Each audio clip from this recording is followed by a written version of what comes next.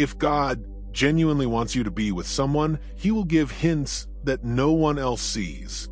Today, I'm going to show you symptoms that may affect your perception of that individual. And one of them is mostly forgotten by everyone. Pay close attention to what I am going to share. When God wants you to be with someone, there is no need to push anything. You won't have to follow after that individual as if you were begging for bits of affection. You will not have to beg for attention, create fake occasions to meet up, or keep generating reasons to communicate. I met a woman who tried for 2 years to win over a man from her church. During the service, she would shift seats to be closer to him, always provided a ride, invited him to events, until one day, fatigued, she paused and said, "God, if this is your will, let it happen without me forcing it." 3 weeks later, the same man approached her, claiming that God had spoken to his heart about her. However, she only discovered this information when she quit pressuring things. She was finally able to hear God explain that He was not the guy He had planned for her. Do you know why? Because when anything genuinely comes from God, particularly in relationships, it brings order, not chaos. It comes with heavenly assurance rather than mental perplexity. According to 1 Corinthians 14:33:4, God is a God of peace, not of turmoil. So, tell me something. If you're in a relationship that makes you feel confused, nervous, or emotionally drained, could this truly be from God's heart for your life? First, demonstrate miraculous peace. When God has a marital plan for you, He will speak to both hearts, not just your own. Both hearts. He will prepare you independently, shaping your personality, repairing previous traumas, and teaching you how to properly love. And then, in His perfect timing, He will bring your paths together in such a natural way that you will know it is only God at work. You will not need to modify the situation. The connection will be reciprocal and real, flowing like a river that spontaneously finds its bed. The intentions will be absolutely obvious. There will not be this, "Does he like me?" or "Is she interested in what happens when God is in command?" He clears the obscurity and provides heavenly clarity. Second sign, people will see you through God's eyes. Take a look at this amazing item. When it comes from God, that individual will view you through His eyes. They will value precisely what God has put in your life, including your gifts, purpose, and calling. They will sense a sacred obligation, not simply a desire, to walk beside you in purpose, prayer, and purity. Psalm 37:23 reminds us that the Lord strengthens the steps of those who delight in Him. Do you know what it means? That when God directs your love life, every move, interaction, and discussion will have the stamp of heavenly favor. The third sign is represented by the fruits. Jesus said in Mark 10:9, "As a result, what God has brought together, let no one separate. But first, God prepares. He sanctifies first, then joins. Before He blesses with marriage, He works on each individual's persona independently. You'll know it by its fruits. This partnership will take you to the altar of worship, not the valley of anxiety. It will cultivate patience in your heart, not pride. It'll feel solid and sturdy, not anxious and dramatic. It will move with spiritual knowledge rather than carnal emotions. So, if you're asking God if this relationship is truly His, look at the fruits that are being produced. Ask your heart, is this bringing me closer to God or pulling me away from Him? Do I feel at ease even in the face of uncertainty? Or do I live in constant anxiety? What if I told you that there is a detail that exposes whether or not this relationship is from God, and you may have overlooked it? Fourth sign, your prayer life will grow in an extraordinary way. One of the signals that your marriage is near is your increased devotion to prayer. Every time you pray, you grow more sensitive and open to what God is trying to teach you. He will never take you down the wrong road. He always wants to guide you in the proper route when you pray. It's as if you're saying, "Lord, I'm not sure what to do. I am turning to you, the source of all wisdom and direction." And you know what? God understands the heart of man. You judge individuals based on what you see and hear, but God knows everyone's intentions. I recall a young man telling me that since I met this girl, my prayer life has increased. I can't stop asking God about her. And every time I pray, I experience a sense of serenity, which reaffirms that I should keep praying. 2 years later, they married, and he said, "Now I see. God was preparing me in prayer to be the spouse she needed."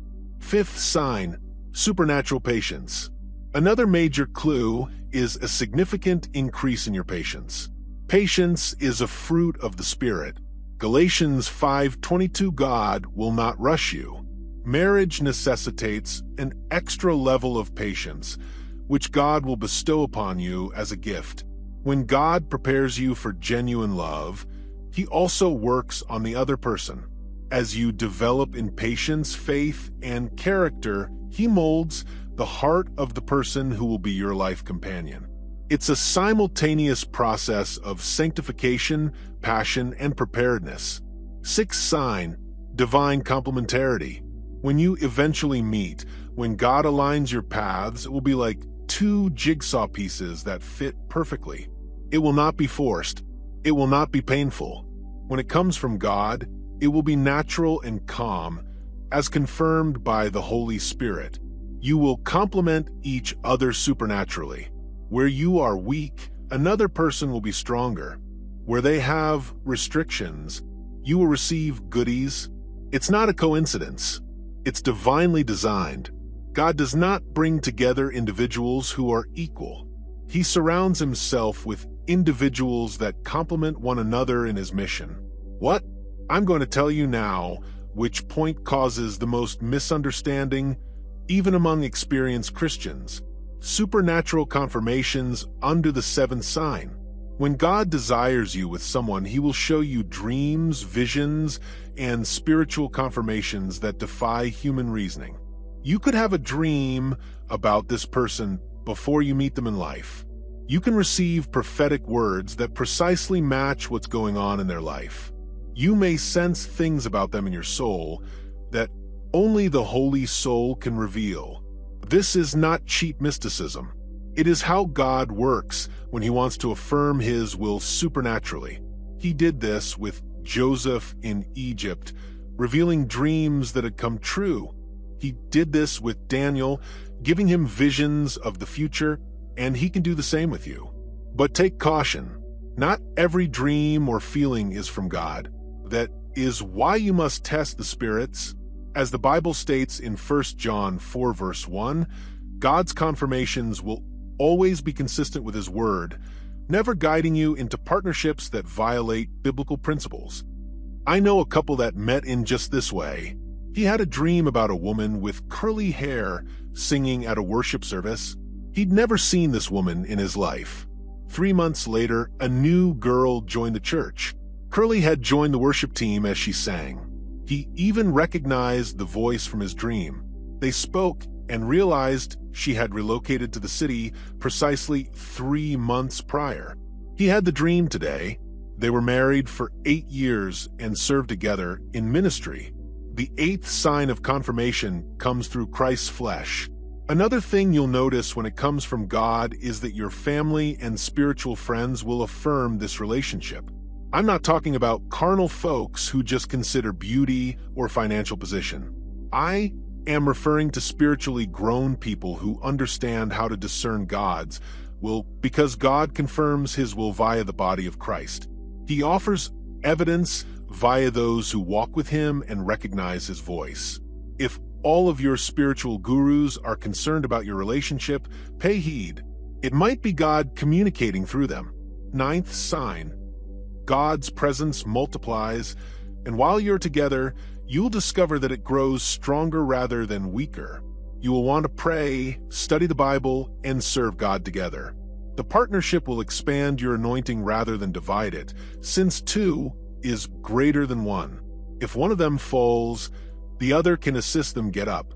Ecclesiastes 4:910. The person God has chosen for you will not be an emotional rescuer. They will be your mission companions. They will not be there to meet your wants, but to accompany you through the spiritual struggles that will occur. Because every marriage that follows God confronts spiritual conflict, and you must be prepared to fight together, not against one another. But I have something to tell you that might forever shift your outlook. Do you know why so many relationships are failing today? People are seeking for someone to fill their emotional gaps rather than someone to complement the purpose God has already put in their life. When you are full in God and have discovered your identity in Him, you are ready for a healthy and long-term relationship. Sometimes God speaks, but we don't listen. We're so busy attempting to push connections that aren't His. We are so frantic not to be alone that we lose our spiritual sensitivity to hear the voice of the Holy Spirit. Marriage is a lifelong commitment. That's why you have to be really cautious about who you select. You want to be assured that the person you choose is God's will for your life. In prayer, you liberate yourself from whatever fear that has gripped you. The Bible teaches that God has not given us a spirit of fear, but of strength, love, and excellent judgment to Timothy 1:7. You can overcome your worry of marrying the wrong person or at the wrong moment because God is on your side and will never desert you. There may be times when you feel intimidated because your friends have already married, but you have not. People around you may make you chuckle at your circumstance. Some may even question your beliefs or believe God is punishing you for a transgression you committed. You should not be disheartened by the demands of this life. Do not allow others' remarks define who you are. Allow God's word to take its course in your life when you pray with true trust. You have concentration and purpose. Scripture states that if you believe, you will get anything you ask for in prayer. Matthew 21:22. Your prayer is more than simply a religious rite. It's an intimate talk with the person who knows the outcome from the start. God's word illuminates our way and serves as a lamp for our feet. Psalm 119:105. All of the answers you need are available. All you have to do is be humble enough to accept from God. And once God verifies in your heart that this is the proper person, you'll understand why you had to wait. You will comprehend why God has previously rejected other partnerships. You will understand He was protecting, preparing, and sculpting you for this particular day. All the waiting, all the loneliness, all the prayerful tears. Everything will make clear since God never fails to fulfill His promises. He consistently keeps His promise in perfect timing. If you've gotten this far and your heart is suffering from loneliness, the fear that you'll never find someone, or you're tired of waiting, hoping, and trusting, I absolutely understand your anguish. I understand how upsetting it is to see everyone around you marry while you remain single, wondering whether there's anything wrong with you or if God has forgotten you. The fact is that these unresolved anxieties and traumas frequently become invisible barriers that hinder us from recognizing and accepting true love when it arrives. How to attract and recognize true love was specifically made for this purpose, to heal these deep scars and prepare you for the love that God has planned for you. It's in the first written remark, waiting for you. So keep praying, seeking God's face, growing spiritually, building your character, and being the person God intended you to be. Because while you prepare to receive God's love for you, He is also preparing that love to welcome you. And now, I want you to close your eyes for a moment and envision being with me one day, not too far away. You will wake up next to the person God has chosen just for you.